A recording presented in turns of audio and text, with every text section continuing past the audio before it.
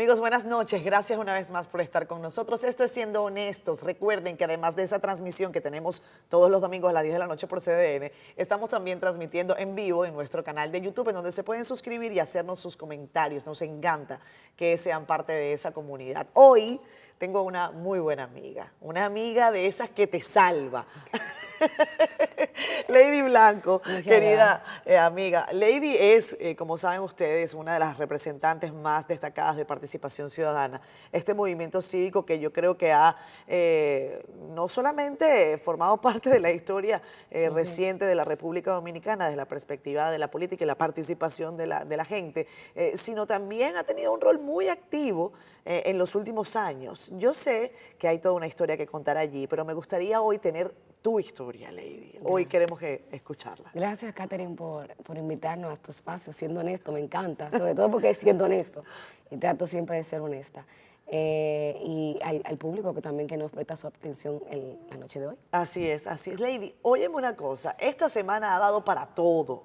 Sí. Estamos quizás asistiendo a uno de los momentos de la vida política y social de la República Dominicana más complejos, en virtud de que está saliendo lo que todo el mundo sabía que existía, un descalabro en la mayor parte de las instituciones que deben velar porque se cumplan las leyes, porque haya el buen proceder.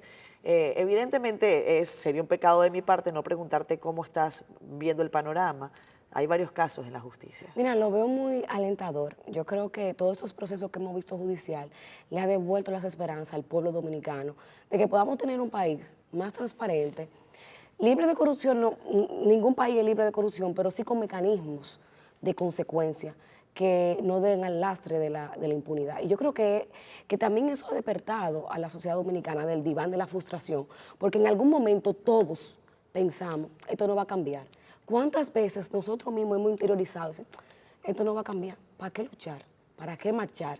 Si va a seguir lo mismo. Entonces, creo que el ejercicio, primero la movilización ciudadana, vamos a decir que hubo una movilización importantísima con la lucha contra la corrupción y la impunidad, a través del Movimiento Verde, todo el mundo de la historia dominicana reciente lo sabe, pero hay que decir que el ejercicio valioso y extraordinario del Ministerio Público, comenzando por el trabajo de doña Miriam Germán, ha sido valioso para devolverle al pueblo dominicano las esperanzas de que podamos tener un país más justo y un país donde los recursos públicos sean manejados de manera transparente, eficiente y que sean manejados para la gente, porque al final el fin del Estado es garantizar y proteger derechos de la gente. Y en la medida que tú tienes corrupción, impunidad, pues logramos todo lo contrario. Entonces creo que estamos, y es histórico, y Wilson Camacho los otros días en una de sus declaraciones dijo, bueno, estamos en un momento trascendental. Y es así, yo creo que lo estamos sintiendo todos y eso devuelve las esperanzas de que se vale ser transparente, se vale ser honesto y no hay que ser pendejo, porque hay una concepción incorrecta del que va a la función pública y te dicen, tú no lo haces mal, porque tú eres un pendejo. No, usted es honesto.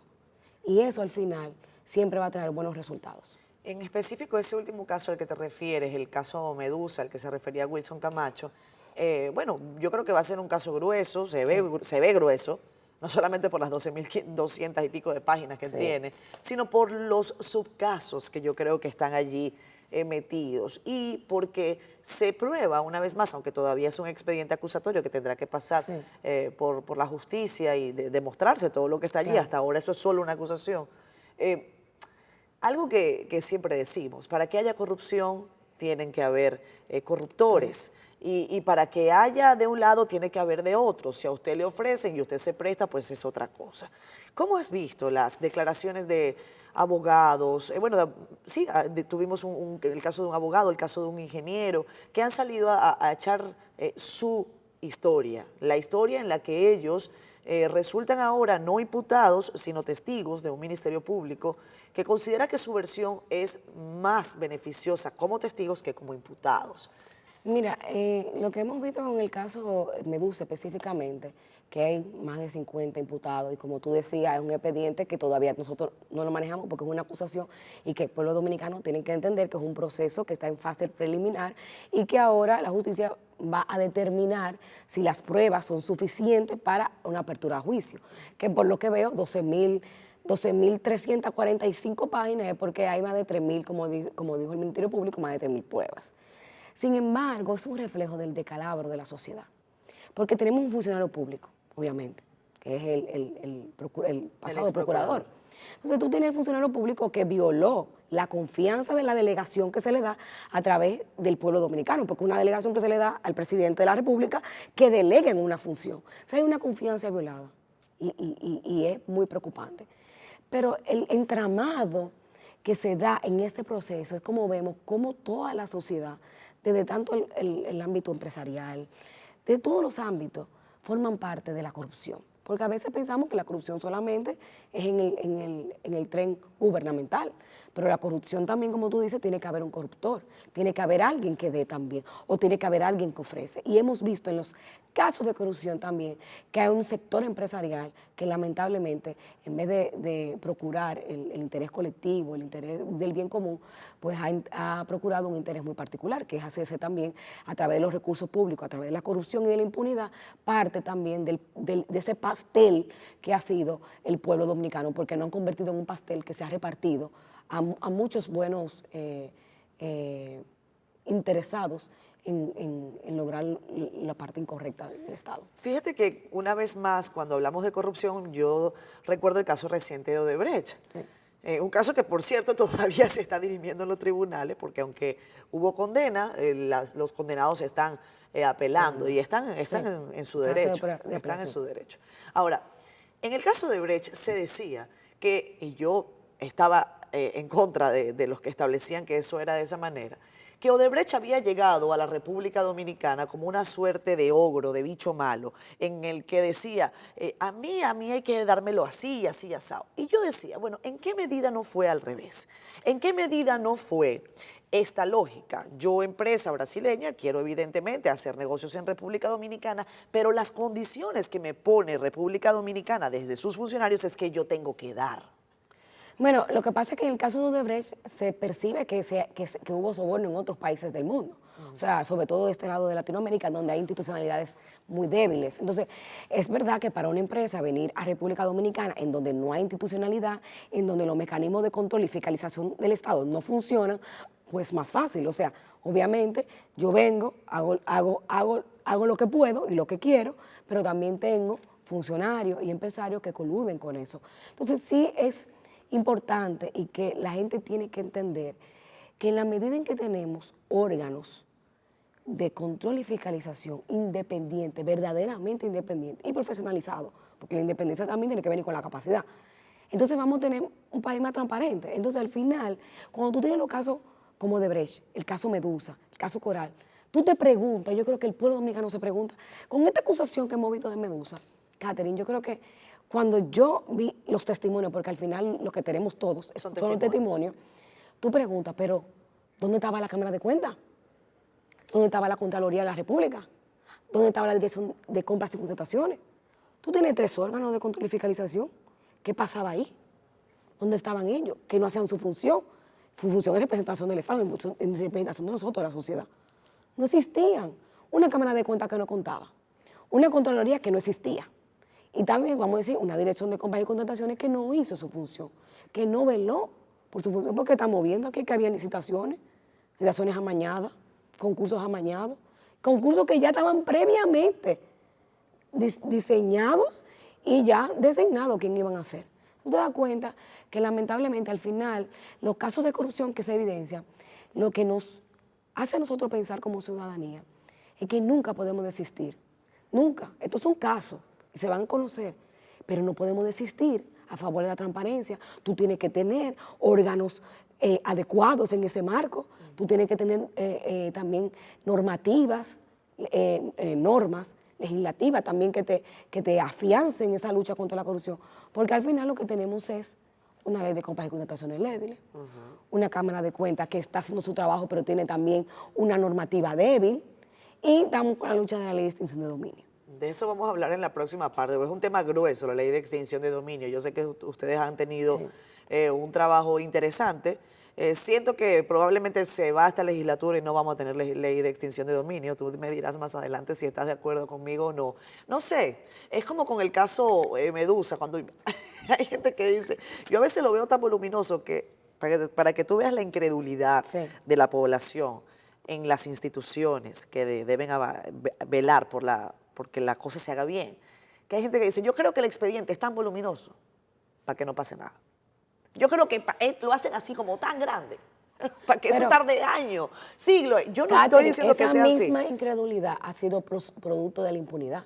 Lo que genera incredulidad a la sociedad dominicana es que tenemos más de 20 años de corrupción sin castigo. Entonces, eso se ha alimentado y se ha alimentado a través de una generación. Tú le preguntas también a mi generación y te dice, bueno, vamos a ver qué pasa.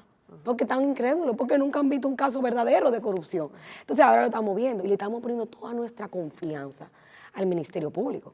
Pero hay que decir que no solamente es el trabajo del Ministerio Público, porque el Ministerio Público tiene que probar los hechos, pero tú tienes un poder los jueces. judicial. Entonces el Poder Judicial tiene que tener en sus manos de que obviamente tiene que aplicar el derecho, pero aplicar el derecho en base a lo que se le presenta. Y ¿Y entendemos... cómo ve participación ciudadana a ese Poder Judicial en este momento? Mira, hay de todo en el Poder Judicial. Tú tienes gente que realmente sí fortalece la función de la carrera judicial y tú tienes otras personas que lamentablemente, como hay de todo, que han sido parte de ese entramado de corrupción. En el caso de Odebrecht siempre nos preguntan, bueno, no era la sentencia que nosotros esperábamos. Claro, ¿cómo? Nosotros todos queríamos que una consecuencia a los actos de corrupción. Sin embargo, hay que decir que ese tribunal colegiado, conociendo nosotros el trabajo de la magistrada, no podía hacer más nada de ahí.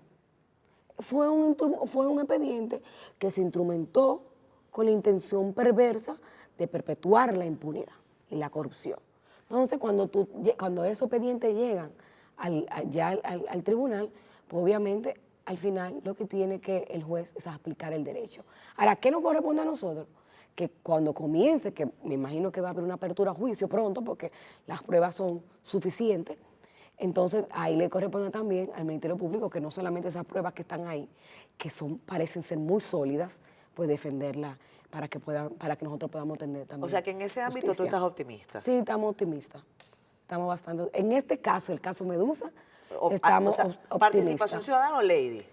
Lady como ciudadana Sí. y participación ciudadana también como el colectivo sociedad civil que lo hemos abordado, hemos valorado el trabajo extraordinario que viene haciendo este Ministerio Público, sobre todo el PETCA, porque hay que decir el PETCA, y hay que decir que es un trabajo colaborativo.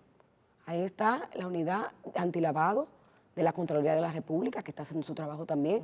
Hay una comisión del Estado que se ha constituido como abogado del Estado, que también de recuperación del patrimonio público, Ahí está el que doctor también, Polanco, ahí está que Claudia también está Álvarez. haciendo, uno no lo ve, pero es un trabajo de hormiguita, De hormiguita. que también contribuye a ese trabajo que está haciendo el Ministerio Público. Y el trabajo de la Cámara de Cuentas. Es imposible no rescatar ese trabajo extraordinario que está haciendo la Cámara de Cuentas. Vamos a irnos a una pausa, Lady. Son muchos temas.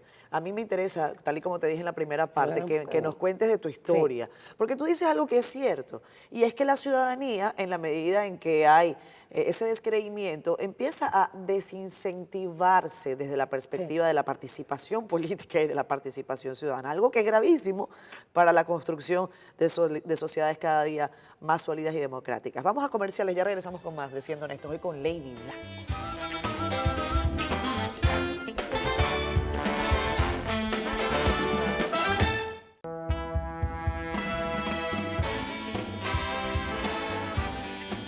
Regresamos con más, amigos, Siendo Honestos, hoy conversando con una dama, abogada, doctora. ¿A ti te gusta que te digan doctora? No, Lady, no, para nada. Además, me ponen el hecho de ponerte el doctor, ¿Qué? que todavía no lo soy porque me falta todavía entregar Pero a todos tesis los doctoral. abogados todos le dicen doctor, ¿eh? Eso era lo que se graduaban en la UAS en los tiempos, ahora después nosotros salimos como licenciados. Licenciado en Derecho. Pero yo creo que el título que más me gusta es Lady. Lady. Sí. ¿Te Lady sientes es mi nombre, cómoda? Me siento cómoda. Soy una persona muy cercana, entonces no me gustan mucho los títulos. Lady, Entonces, hace mucho tiempo, bueno, no hace tanto, sabemos que tú estás involucrada con la lucha del movimiento Marcha Verde desde hace mucho, estamos viéndote en esta carrera en la Universidad Autónoma de Santo Domingo, también ahí en Participación Ciudadana, donde estuviste como coordinadora nacional de la organización durante un año, si no Sí, me un equivoco. año. Porque, Bueno, me tocó como 1 año y 3 meses por el tema de asunto, la pandemia. exacto, Y eso. exacto. Esa participación de la gente, desincentivada desde la perspectiva de que los cambios no necesariamente llegan al ritmo que la gente los demanda, ¿cómo lo estás viendo en los organismos en los que te estás desempeñando? Mira, yo creo que hubo un momento en que la sociedad estaba sentada en el diván, como te dije al principio, de la frustración y la desesperanza. Estaba conformista. Bueno, ya esto no va a cambiar. Esto es lo que hay. Yo creo que cuando damos por sentado derechos y nos los arrebatan de repente, la gente despierta. Y eso pasó cuando se suspendió las elecciones. Yo creo que ahí se volvió a incentivar ese deseo de que, bueno, este país es de todos y yo tengo derechos adquiridos previamente, que fueron a través de conquistas. Y la gente entendió y comenzó, fíjate que la gente comenzó a hablar, no solamente de que fueron suspendidas las elecciones, volvió el tema de la corrupción, volvió el tema de la impunidad. Y eso creo que comenzó a sensibilizar a la gente otra vez y a movilizarla. Una movilización que se paró por un momento. Se paró por un momento después de la Marcha Verde, después de los movimientos que hicimos. Y esto también levantó ese deseo, esa llama en el pueblo dominicano de que, oye, tenemos que despertar. Y yo creo que sí, que todavía esa llama está despierta. Fíjate que ¿por qué esa llama está despierta? Porque yo pienso, y ahí voy a hablar de manera personal, que este gobierno es el gobierno socialmente más vigilado y controlado. Porque también es el gobierno, vamos a decir que el presidente Abinader ha hecho mucha cercanía a través de los medios de comunicación, de las redes sociales, y se mantiene más cercano. Entonces eso genera un contacto más directo con la gente y la gente comienza a demandar y a escribirle directa al presidente. Ojo, y fue un compromiso de campaña. Claro. El compromiso de campaña no era otro, sino una palabra muy sencilla que, ojo, que apuntaló al gobierno. Sí. Y se llama cambio. Entonces, si nosotros estábamos en contra de todo aquello y ustedes dicen que lo van a cambiar, pues hay que mostrar resultados. No, pero también hay que decir que el presidente pasado, el presidente Danilo Venida, se mantuvo también muy distante de la gente. No, 100%. O sea, tú Estoy de acuerdo. no lo veías ni siquiera en los medios de comunicación. No. Entonces, el hecho de tener esa cercanía hace que la gente, a través también de las mismas redes sociales, Te reclame más. se movilice más, demande más, porque siente que lo están escuchando. Claro. Sea no, así. Sí. Porque puede ser que el otro no lo estén escuchando. Pero hemos visto al presidente Abinader con un cierto matiz de escuchar a la gente. Y lo hemos visto cuando comenzamos a hablar de temas fundamentales, retiro de algunas leyes, temas que él ha hablado y han tenido que retirarlo, y eso no lo hemos percibido. No lo habíamos visto antes. Y eso es porque hay una ciudadanía más demandante. ¿Cuál es la chispa que despertó a Lady Blanco? ¿Cuál fue esa chispa que dijo, bien, yo soy abogada de la República Dominicana, me gradué en la Pucamaima, pero yo necesito tener un rol diferente al de cualquier abogado? Mira, yo siempre he tenido una sensibilidad social desde muy temprana edad. Mi primer voluntario fue a los 8 años, en rehabilitación, porque mi mamá era voluntaria que llevaba la contabilidad de manera voluntaria en rehabilitación y me llevaba todos los sábados. Entonces yo ayudaba a hacer unos muñequitos que vendían y ahí comencé como al servicio, o sea, tener esa empatía, de entender que a través de los privilegios también hay responsabilidad. Y luego, o sea, a través también del colegio, siempre estuve involucrada en temas sociales del colegio y eso. Y te puedo decir que yo creo, en la universidad, yo era miembro de la comisión de estudiantes. Entonces ya eso también, obviamente ya eso viene a construir. Pero yo creo que lo que me transformó fueron 2 factores. Lo que me transformó ya de manera más activa, porque obviamente siempre la sensibilidad... Siempre habías tenido esa intención. Y lo digo porque mi abuela siempre... Señores, yo no, puedo decir la verdad, yo no comía, porque mi abuela, todo el mundo que pasaba, yo llegaba del colegio, ella le daba la comida a la gente que pasaba con hambre. Entonces me decía, bueno, comete un frito, me hacían cualquier cosa, lo que había. Entonces como que eso siempre yo lo vi en mi casa, lo vi con mi papá, lo vi con mi mamá, y no era como algo ajeno a mí, o sea, no era como que algo que no fuera ajeno. Entonces tuve en ONU Mujeres también, haciendo campaña, participé también en techo, haciendo campaña en la calle, pidiendo y eso. Entonces, como que sí estaba ahí, pero puedo decir que en participación yo entendí el valor de la democracia y el valor de mi voto, sobre todo, el valor de mi voto. Porque yo comencé en participación como una observación. En participación, cuando hay procesos electorales, pues llamamos públicamente a que la gente observe, se le da una inducción, se le explica la importancia. Y yo comencé como una observadora electoral. Me enamoré de un trabajo extraordinario en la institución, de lo que significa la democracia, de la importancia del voto, de la importancia de la inclusión. Y de una vez en participación comencé a preguntar, ¿pero qué yo puedo hacer? Yo nada más puedo tener observación, no hay otra cosa que yo pueda hacer. Y entonces comencé como a ser voluntaria en diferentes temas de la institución. Hasta que cuando me gradué, la participación tenía comisión de trabajos. Entonces estaba la comisión de justicia, que no tenía en ese momento un representante. Y entonces me eligieron como coordinadora de la comisión de justicia con los temas de justicia de la institución. Ahí paso a formar parte del consejo, hay que decir, con voz, pero sin voto. ¿Cuántos años tenías cuando empezaste en participación ciudadana, como observadora? Como 20, 21 años. 20, 21 años. Sí, como 20, 21. Pero te puedo decir que otro factor que me movilizó es la UAS.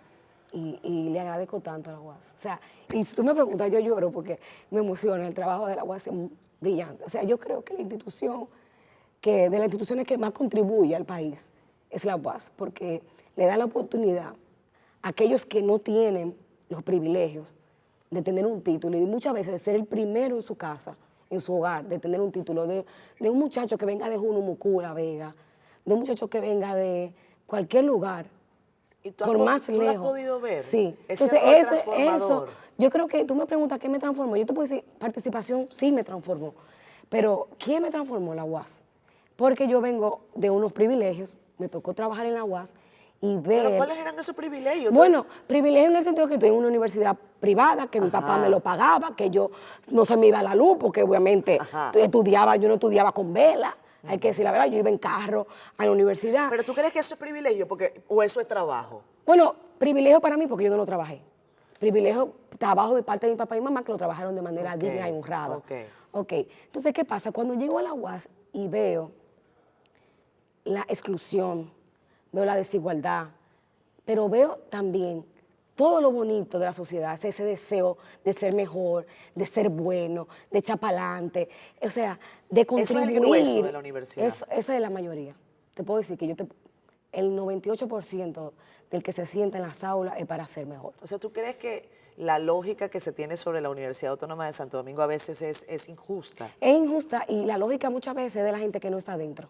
Pero el que trabaja dentro de la UAS y que ve a los estudiantes con el sacrificio que llegan, mira, solamente hacer una fila para comer de 5 pesos y tú ver esos estudiantes hacer la fila para después de irse a una aula a ver cómo iban a llegar a su casa, porque lo vi, y tú ver que se gradúan con honores, tú dices, demasiado valioso. El esfuerzo que hacen ellos y el trabajo de la UAS en construir un país más justo y más inclusivo a través de la oportunidad que da de tener un título. Por cierto, la UAS tiene nuevo rector.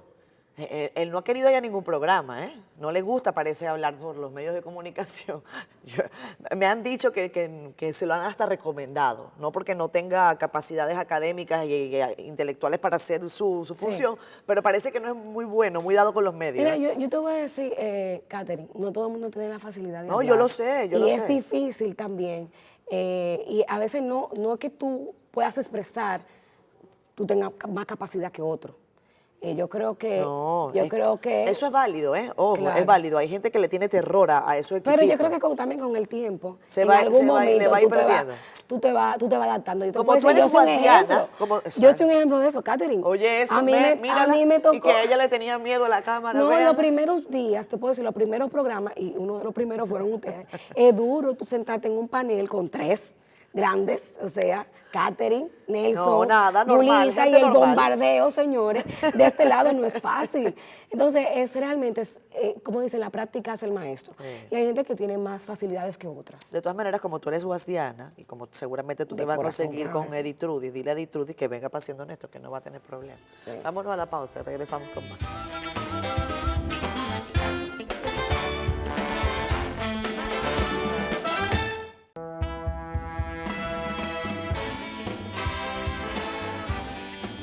Amigos, regresamos con más. Esto es Siendo Honesto. Estoy conversando con Lady Blanco, hablando de democracia, hablando de construcción, de ciudadanía.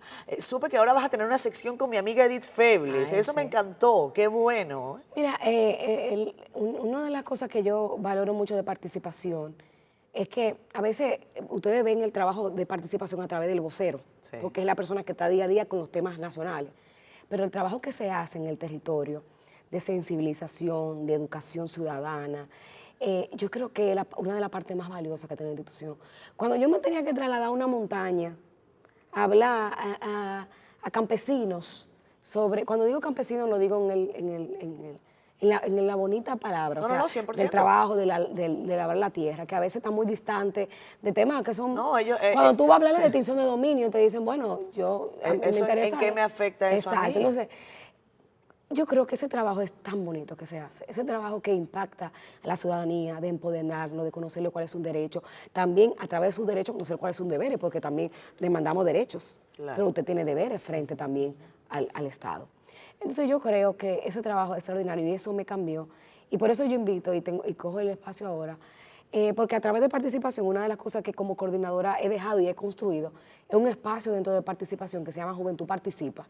Ok. Para atraer a la juventud a los temas de participación, porque si bien es cierto, participación es una institución diversa, es una organización también muy rígida, porque tenemos muchos temas de trabajo, y quizás los jóvenes cuando tú le dices, bueno, hay que trabajar, porque se trabaja, en las comisiones se trabaja. Entonces, cuando esa estructura también es muy rígida para la gente joven, pero a través de Juventud Participa es un espacio flexible. O sea, es un espacio que tenemos cineforum, tenemos conversatorio, tenemos visita guiada al Senado. Comenzar a sensibilizar sobre los temas de democracia en torno a una visión también y a un discurso también más joven. Claro. Y entonces lo invito a todos los que están interesados, a que se claro. acerquen a participación ciudadana. Yo Que el creo- trabajo es bellísimo, es muy lindo. Y además de participación, obviamente qué bueno que tú nos lo comentes. Y hay otras ONGs que hacen un trabajo Sí. extraordinario de movilización y de esa reflexión que yo creo que Claro. tiene que darse bueno, de trabajo ciudadano, porque Sí. la gente sabe exigir muchas veces, pero no sabe con qué exigir. Sí.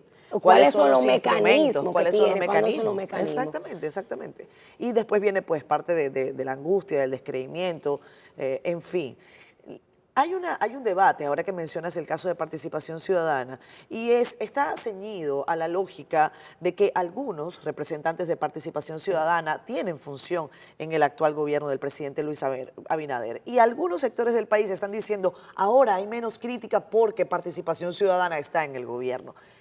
¿Esa discusión existe entre ustedes? ¿Se sienten ustedes que son más flexibles con la actual administración que con la anterior? O sea, No. ¿los llevan suave ustedes? No, para nada. Yo creo que yo, personalmente, como vocera, me ha tocado darle duro, como decimos. Sin embargo, hay que decir dos cosas. Participación es un movimiento cívico, voluntario, en su gran mayoría, excepto Carlos, que sí era parte remunerada de la institución. Todos somos voluntarios. Y yo tengo, como cualquier ciudadano, el derecho de ir a cualquier administración pública, porque ese es mi derecho legítimo. Participación nosotros la vemos como una escuelita de la democracia. Usted se forma y si usted se quiere ir al sector público, bien. Mejor para nosotros, como ciudadanos mejor, porque se supone que usted va ahí con la misma visión y los mismos valores desde la sociedad civil. Ahora, usted se quiere ir al sector empresarial, pues muy bien también. Ahora, hay que estar claro de que como somos un movimiento cívico voluntario, usted no puede agarrar a nadie.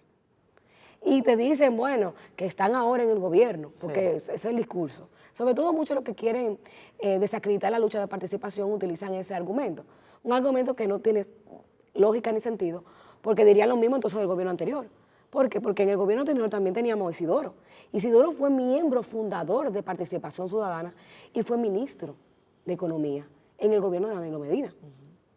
Pero tú tienes a Isa Conde, que fue fundador de Participación Ciudadana y fue ministro también en el gobierno de Leonel y también tuvo funciones en el gobierno de Danilo Medina. Entonces, no es justo decir que porque Carlos ahora está, y qué bueno que está en una dirección que nosotros entendemos que va a actuar con transparencia, apelando a los criterios que tenemos nosotros, la lucha a favor de la transparencia y en contra de la corrupción, pero en realidad no es así. Y además, hay que decirlo, que todo el que se va de participación en una función pública tiene que salir de la institución, licencia. Tienen todo licencia. Ahora, cuando salgan de sus funciones pueden volver. Ahora mismo, Isidoro Santana, que fue ministro en el gobierno anterior, es parte del Consejo de Participación Ciudadana que fue elegido por la Asamblea democráticamente. Pero cuando fue ministro tuvo que pedir su licencia. Ahora, todos los que están, don Juan Bolívar, que también fue fundador de Participación y ahora tiene una función diplomática, tiene una licencia. Y yo te puedo decir, mira... O sea, que tú me puedes asegurar que desde Participación Ciudadana no llevan más suave este gobierno que el anterior. Nada. Y es más, hay que decir, lo que pasa es que el gobierno ha tenido, hay que reconocer que ha tenido también acciones a favor de los temas que nosotros emulamos. El tema de una Cámara de Cuentas independiente, ahí está. Es un trabajo también de la sociedad. O sea, es una conquista de la sociedad civil. Una conquista de la sociedad, pero también hay que decir que hay una voluntad. Hay una voluntad, al menos desde el Ejecutivo. No podemos decir que eso se traduce en el Congreso, en los representantes de este partido, pero desde el Ejecutivo lo vimos. Estamos con la lucha de la ley de extinción de dominio. Estamos viendo la voluntad del... Dime de la ley de extinción de dominio. Qué bueno que tocaste ese tema. La ley de extinción de dominio a mí me preocupa. Te voy a ser muy honesta. He revisado comentarios de varios abogados, especialistas en la materia. Yo no soy abogada, claro, pero me luce que la comunidad jurídica no está ni siquiera cerca en cuanto al debate sobre la ley. Mira, hay que decir que es una regulación nueva para nosotros como país, aunque en alguna parte de la región pues ya hay ley de extinción de dominio. Y es un mandato también de la GAFI. O sea, no solamente es que hay una voluntad de sociedad civil, no, es que también a nivel internacional hay un mandato para controlar, porque a veces dicen, bueno, es el producto de la corrupción, la extinción de dominio. No, extinción de dominio es un tema fundamental, el narcotráfico. Nosotros somos puentes del narcotráfico y lo vemos diario. Entonces, el combate del narcotráfico lleva también el tema de la extinción de dominio. El tema de la trata, y que nosotros hemos invisibilizado ese tema, y es un tema que es muy neurálgico. Así es. En República Dominicana, es una trata grande. Y ya no solamente la trata de nosotros, de dominicanos, también tenemos trata en República Dominicana de venezolanos, de centroamericanos, y eso también se va a tratar a través de la ley de dominio. Entonces siempre va a haber un debate cuando hay una... O sea, ¿tú estás a favor de que la ley se apruebe tal y como está? Mira, nosotros no conocemos todavía el instrumento, el proyecto, el último, que por cierto ya lo hemos solicitado, y nos dijeron que ayer la solicitamos, nos dijeron que no iban a enviar, estamos esperando que nos lo envíen, o sea que no lo conocemos en su justa dimensión. Sí. Sin embargo, todo mecanismo que sea a favor de limitar la brecha que da paso a la corrupción, a la impunidad y violación de derechos, pues son bienvenidos. Y la ley de extinción de dominio viene siendo también ese mecanismo, viene siendo un mecanismo que viene también a ayudar y a fortalecer esa lucha contra la corrupción. Los que no quieren extinción de dominio, hay que analizar bien quiénes son los que no quieren extinción de dominio. Mira, porque te fijas, si tú le preguntas a la sociedad dominicana, sí, si tú le preguntas al pueblo, a la sociedad dominicana, si quieren ley de extinción de dominio, puedes conocer o no la herramienta y te van a decir, yo quiero cualquier cosa que sea en contra de la corrupción. Yo estoy de acuerdo en parte, porque yo creo que hay que ser cuidadoso, Ley, porque una cosa es que la gente tenga esa necesidad de justicia, claro, de que los delincuentes vinculados al narcotráfico, sobre todo en gran proporción, no puedan lavar su dinero o pagar una condena en Estados Unidos, una condena abreviada, si testifican a favor o lo que ustedes quieran, y regresan a la República Dominicana a disfrutar, claro, de la buena vida, ¿no? Pero a mí me preocupa que en ese ejercicio, en ese se vale todo, pasen cosas que contravengan los principios básicos de la Constitución. Y te digo que tengo la preocupación, sí, porque se lo he escuchado a varios abogados que entiendo no deberían encender esa campana desde el punto de vista partidario, Bueno. ni porque estén apoyando a ningún delincuente. Por ejemplo, cuando se dice que la ley de extinción de dominio, tal y como se conoce hasta ahora, porque puede haber Sí. alguna modificación, obliga al que tiene un bien que pruebe que ese bien no está atado a ninguna situación de ilegitimidad, se cambian los preceptos que dan parte al ordenamiento jurídico. Mira, uno de los derechos fundamentales que se consagra en la Constitución siempre va a ser, dentro de todos, la propiedad. El derecho a la propiedad. El derecho a la propiedad. Sin embargo, tú nunca, y la Constitución nunca puede dar por un bien, o sea, un derecho a propiedad, un bien que fue adquirido de manera ilícita. Totalmente. Eso estamos claros. Entonces, a veces se debate, y yo no soy experta en materia constitucional y lo he escuchado también, te dicen, bueno, pero es que como quiera yo lo adquirí de buena fe.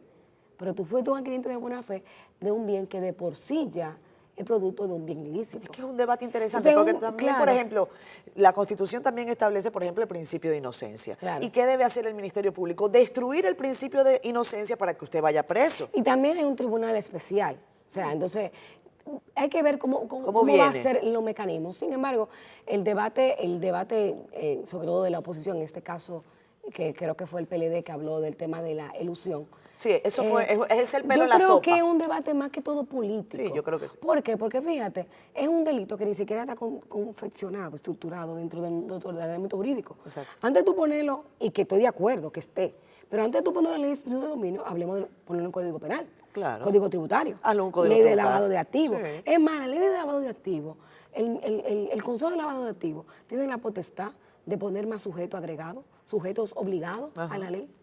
Nosotros mismos hemos demandado, las bancas deberían ser sujetos obligados. Totalmente. Los partidos políticos Los deberían partidos ser políticos sujetos deberían obligados. serlo, Entonces, sí. ok, tú quieres regular algo, pero otras cosas no.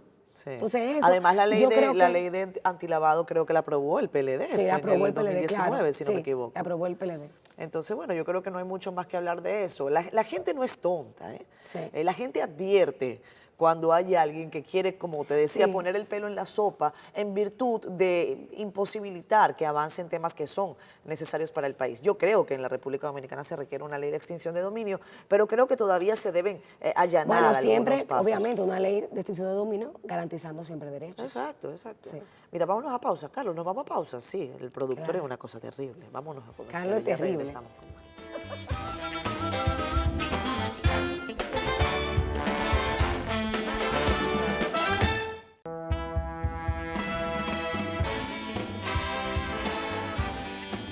Regresamos con más. Estoy con Lady Blanco, una de las representantes de Participación Ciudadana, un movimiento que se encarga de que las cosas vayan por el librito. Eso es Una esa parte de aspira, su una misión. aspira, claro. Esa es la Sí, misión fundamental, sí. al menos en materia de derechos y de institucionalidad en la República Dominicana. Me gustó esa definición tuya, una escuela.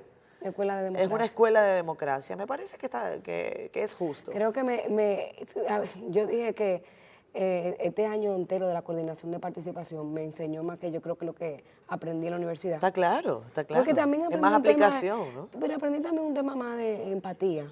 Cuando el activista social está luchando, tú no luchas por ti solamente. Claro. Tú estás luchando por el derecho de todos. Cuando hablamos de un país más transparente, la transparencia puede ser muy relativa, pero la transparencia habla de inclusión. La transparencia habla de protección de derechos. Entonces, el tema de empatía, de entender que uno puede también, a través de cualquier espacio, generar cambios.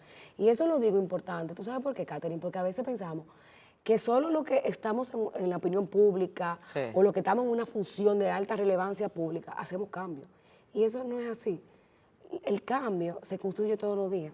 Y lo construye todos los días la ciudadanía que se levanta diariamente de manera digna, honesta y responsable a trabajar. Y el que no hace un soborno, el que no hace lo mal hecho.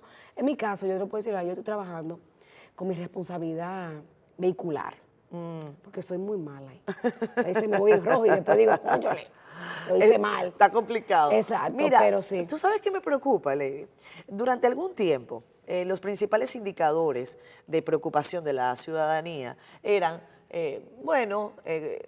desempleo, corrupción ocupaba de los primeros lugares, pero corrupción se ha ido al puesto 7, 8. Y dicen algunos que no necesariamente esos son los temas que te hacen ganar una elección. ¿En qué medida crees tú que la gente está preocupada cuando hay tantos problemas del día a día que resolver? Claro. Eso que estás comentando, Sí. ese campesino que tiene que resolver su problema del diario, de cómo siembra, de quién le compra su Claro. producción, de la mamá que tiene que salir con 5 muchachos porque tiene que darle de comer, es cabeza de familia, el techo se le abrieron 3 hoyos, el piso todavía es de tierra, no le alcanza el dinero. ¿A esa gente tú crees que le importa la corrupción? Mira, ese discurso es que no podemos permitir, porque la gente tiene que entender que la corrupción es pieza clave de casi todos los males sociales. Cuando tú no tienes los recursos públicos de manera manejada de manera transparente y responsable, sobre todo, y eficiente, obviamente siempre vamos a tener la misma calamidad. Tú vas a tener un sistema de salud deficiente, Precario. precario, un sistema educativo como el que tenemos ahora, que a pesar de los recursos sabemos que se ha manejado también con temas de corrupción y clientelismo. Tú vas a tener todas esas garantías que debe proveer el Estado, tú las vas a tener de manera deficiente. Y muchas veces, siempre, en estos casos, en los países como el nuestro, ha sido producto de la ineficiencia y la corrupción y la impunidad. Entonces, no podemos nunca cambiar el discurso. Sin embargo, sí es cierto que no necesariamente el tema de la corrupción te va a causar adepto o te va a ganar unas lecciones.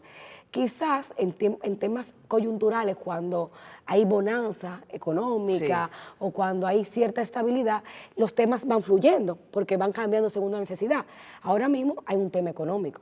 Y es un tema económico no solamente de República Dominicana, Claro. es mundial. La pandemia, y nosotros venimos de una transición también política. Entonces, obviamente, el tema del desempleo, el tema de la canasta básica, es un tema que todos nosotros lo estamos hablando y todos nosotros nos preocupa. El tema también del mismo petróleo, todo eso los temas económicos van a ser en estos momentos pieza clave. Futuro para ganar elecciones, pero pieza clave en el desarrollo de la sociedad dominicana y en cómo nosotros también vayamos abordando el discurso como dominicanos. Y el tema de la inseguridad ciudadana. Fíjate que el tema de la inseguridad ciudadana se mantiene relevante.